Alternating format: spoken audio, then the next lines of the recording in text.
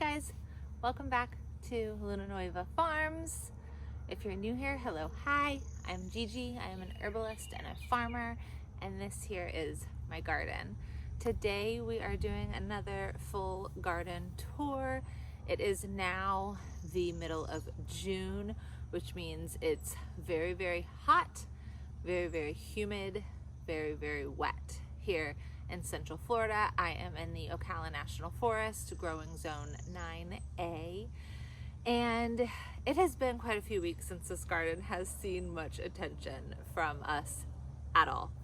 My sister got married, we had a bunch of company in town, we've just been really busy. It's also raining like nonstop right now, and it's just hot and muggy and humid and gross. And here in Central Florida, for the most part, you can really garden year round. The summer comes with quite a few obstacles, which is why we tend to take it off. We consider it like our winter, our season off. We do still grow some stuff, but we focus on just really spending time with family, staying inside, or being in water of some kind, whether that's going to the springs or to the beach or to the lake we have nearby. So this garden is wild and it's crazy, and there's so much work to be done. There's so much to be harvested, which we're gonna do today as well. But I just wanted to show you the reality of gardening in the summer here in Central Florida, what we're working with, what it's like. We honestly have barely laid eyes on this garden, so we're gonna go through it together and see what's going on. I already saw something that's so insane. I can't wait to show you guys. But yeah, I hope you enjoy it. Let's go ahead and get started on the June's full garden tour.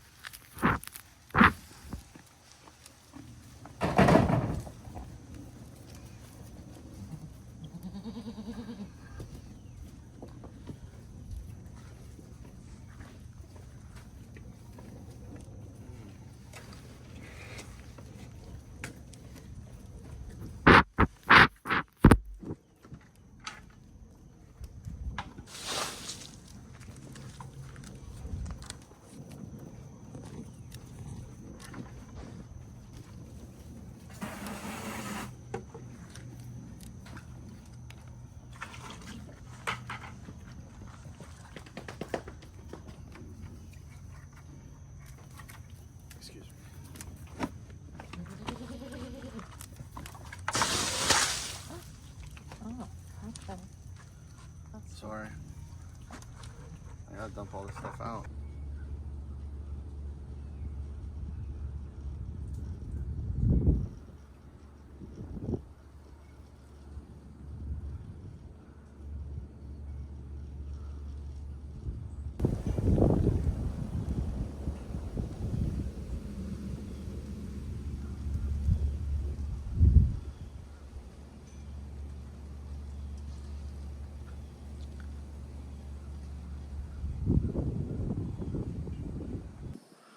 Alright, so welcome back to the garden. It is actually well past the middle of June. It is around the 21st, or is the 21st of June. So it is hot yet muggy and gross here, but the garden, while some is drowning, some is overheating, it's still giving us so much food. So let's have a look at what all is growing. These strawberries have, weirdly enough, popped out a whole bunch of fruit. I don't really see these ripening properly or becoming actually edible, but there's a beautiful flower over here. But it's just interesting to pay attention and see what all is going on. These are definitely more of a cool weather crop. We have these gorgeous bell peppers here that are so ready to be harvested. There's so many everywhere. And look how tall and gorgeous the stalk is getting. The zinnias, of course, always showing off. Some are dying, some are just starting to bloom. That's what I love about the garden. You can see every phase of life here. Our Swiss chard is still having so much fun. We've been eating off of it for months now. This lemon thyme, I cannot believe how big and gorgeous it's gotten. I'll definitely be harvesting a bunch soon and dehydrating it. The Tulsi holy basil is most certainly ready to be harvested. I mean, look at this thing.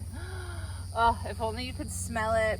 There's bees all over it. It is so happy.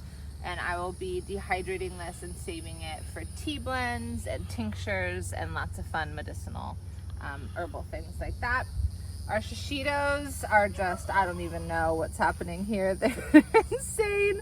We've been giving shishito gifts to everyone we know and still enjoying a bunch ourselves.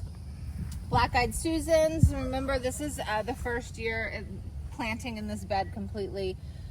So the Black-eyed Susans are just figuring out their new life. They're a little feral, if you can tell. The rain also has kind of knocked them over and they're just doing what they want to do, but these will grow back year after year. I won't ever need to replant them. This little summer squash that I replanted has finally decided to say hello, and it is precious. We'll see what happens. I'll keep it heavily mulched. We'll see if we actually get anything. This striped Armenian long cucumber has seen better days. We've eaten so many cucumbers off of this. I've also sold a bunch at market. But it's interesting because for the most part it's dead, yet some of it still like wants to look like it's beautiful and thriving. We will be ripping this out soon. I have grand plans for this arbor that will be here year after year, and it won't be something we ever have to worry about planting again. So stay tuned for that because I'm excited to share. And then on this side, it's looking similar. This nasturtium is definitely on its way out. We'll definitely have to pull that out soon. This zucchini came up out of nowhere. It's a volunteer. I did not plant it, and it is giving us fruit. Look at that guy right there. Oh, yeah. So that's exciting. Another shishito. I think one shishito plant would have sufficed for us. I don't think we need to, but we have two now. Black-eyed Susans again, a different variety of Tulsi here. Our zinnias, some more Swiss chard.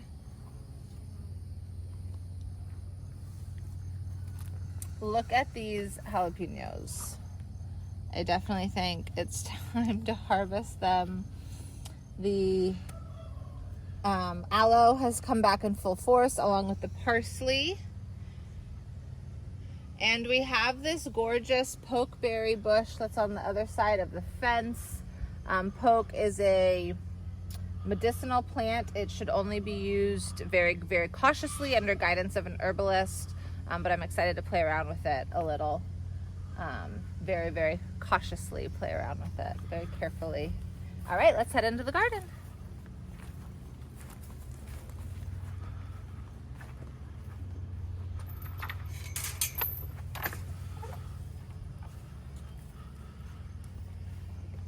So like I said, it is absolutely wild and crazy in here. We've ripped out so much that we're gonna be covering here shortly. The tomatoes are just insane, you guys. We have so much to harvest, but it's been raining like crazy, and so it's been hard to get out here. It's also not ideal to harvest tomatoes when it's raining, so it's gonna water down the sugars of the fruit. But it's better to have some tomatoes than no tomatoes at all. If we let them get too much water, they will burst. So harvesting needs to come like today.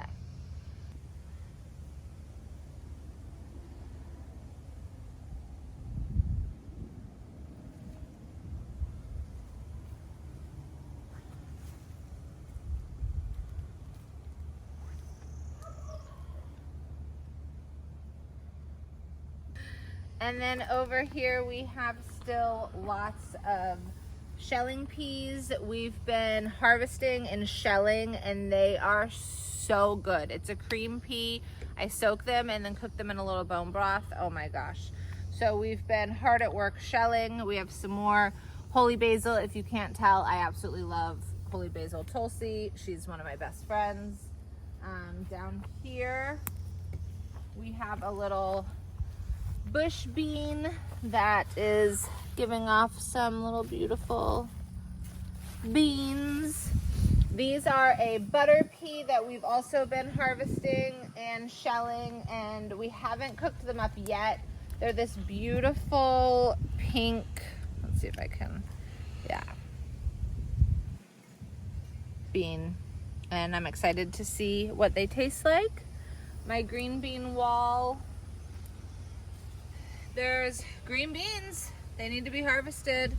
They're few and far between though. It's just so hot. It's dropping all of its flowers and the leaves and everything. It's just that time of year, you guys. It is just that time of year.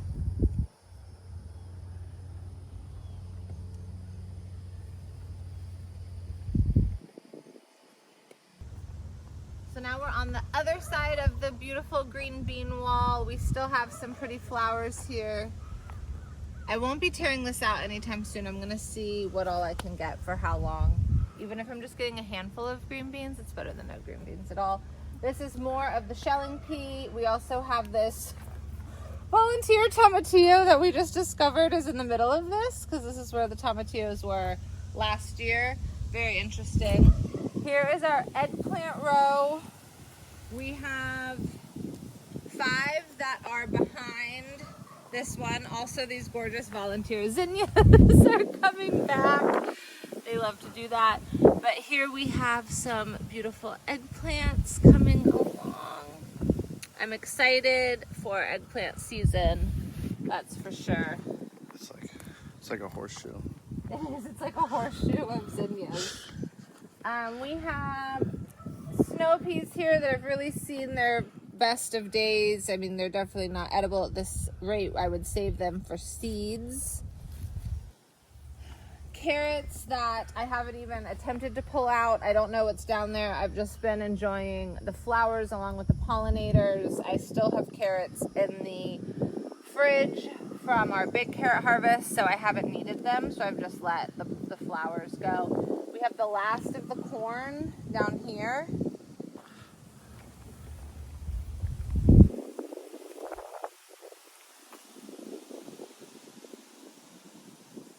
And what are the vines? If you remember a while back, we harvested a bunch of corn. These weren't ready yet, so we were gonna let them go a little longer. I'm afraid maybe we let them go a little too long, but we're gonna do a big harvest here later today, so we'll see what we're working with. But I'm a little concerned that's just no longer good. Seeds. Seeds, exactly, seeds. I planted a bunch of okra here. I haven't really seen much at all come up. There's a few. There's one bigger one down here. Remember, this was just all a big experiment. Planting starting, I guess, this time of year. Okra does love the heat. We have a bunch of okra over here, but it's late in the season for just starts because it's so hot and so wet. Now, you guys, look at this. This is what I was just talking about that I was so excited to show you. Look at the size of this tomato. This is a cherry. There are these teeny tiny cherry tomatoes and they're delicious. But there's really like, what do you do with these? So someone gave me this tomato. I threw it in the ground. I did not expect it to get this huge. Look at all these bugs. Mm-hmm. What do you think those bugs are? They're obviously good bugs. Not sure. That's tomato plant's doing real good. It's doing so good. So clearly the bugs are keeping the bad bugs away. Because, I mean, I've never seen a tomato bush this huge before. I mean, it's huge. So big. Oh my God. Okay. So then, down here, we're still trying to figure out how to do this, guys. Thanks for staying with us. Anyhow, we have peppers. So peppers, another great crop to be growing this time of year. Of course, it needs lots of weeding, but like I said, this is the reality of the summer garden in Central Florida. But we should get really good bell pepper crops. These are just like the ones that were up in the above ground bed in front of the garden. So a red bell pepper. I love to grow a bunch, chop them up, freeze them, and save them for soups and things. Here's my experiment with the celery. Cut it all back, heavily mulched it. It's just still too hot for this guy. Dill, it's done. Here is a patty pan squash that I recently put in the ground, another experiment, as well as some bush beans here. I'm actually pretty impressed with how they're looking. We have volunteer cilantro here because this is where the cilantro was and it fell and all the seeds, I don't know if you remember from one of the first videos, all the coriander seeds had fallen and I harvested some, but clearly a bunch reseeded. We have our onions still in the ground. I don't know what's going to happen with that. I feel like we should probably just go ahead and harvest soon. Mm-hmm. This is a jicama that I recently planted as well. Jicama. Here is our hibiscus roselle. I've got 4 of these, I believe, 4 or 5? 4. I have 4 of these in the ground. We still have some basil. We have some sweet alyssum, some kale, 2 more hibiscus roselles here, another hibiscus roselle, and this exact same type of tomato that one was, but look how much smaller this one is. Isn't that interesting? It's very interesting. No bugs either. No bugs. No bugs on this one, which I don't know. I don't know what that means. All right, so over here we've taken pretty much everything out. There are some of the same onions that were over here that did nothing. So my plan is to go ahead and take them and just use them as green onions. So that needs to be done. All this we plan on covering with a silage tarp to help kill all of this grass and the weeds and give us a head start into the fall garden. So it'll stay covered through the rest of the summer. It depends on how quickly we get to the covering job, but we still have a sunflower here and all of this insane huge okra because I haven't harvested okra in like 3 days, and this is what happens when you don't harvest okra at least once a day. So I definitely need to get to that today. A lot of these I'll just dry for seeds or throw them to the birds. When they get this big, there's really nothing you can do with them. What's interesting enough is this Mexican sour gherkin is like growing like crazy, but it doesn't have any fruit or anything. And these last squash are pretty much done. I don't see any fruit on them whatsoever. And that's really all that we have going on here in this garden right now, our main garden. But let's go over to the S garden, and then we'll also go and show you at our little beginnings of a food forest that we planted earlier in the spring.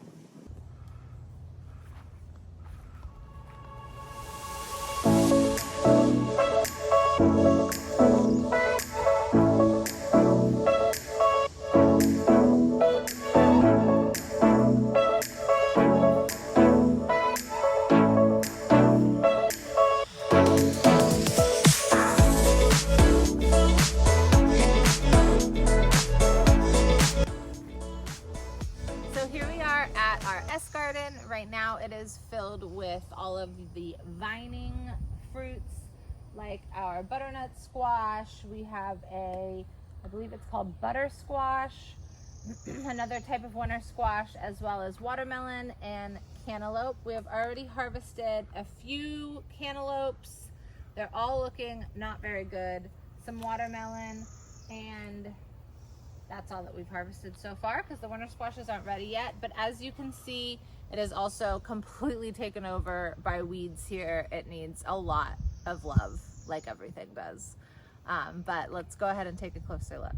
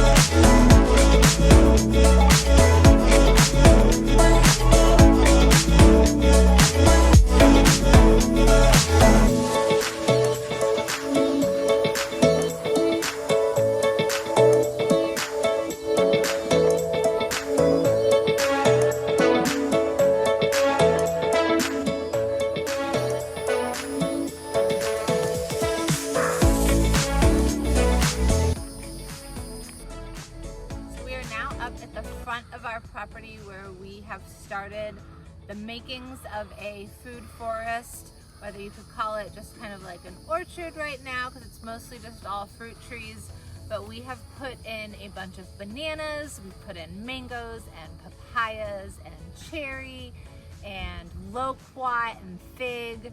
Unfortunately, the plum trees we put in we bought as bare roots and nothing came from them, so we will have to try again with plums. We also have a walnut tree that we were just gifted that needs to go in up here and in this coming spring. So we like to plant our trees in the beginning of the spring. So this next coming spring, we're gonna put in some apples and peaches and plums again. So hopefully those will take this time. But eventually we'll add in beans and other food type of plants out here and just make it into really that food forest type of environment, but that takes time, so we are starting small and we'll grow as we're able to.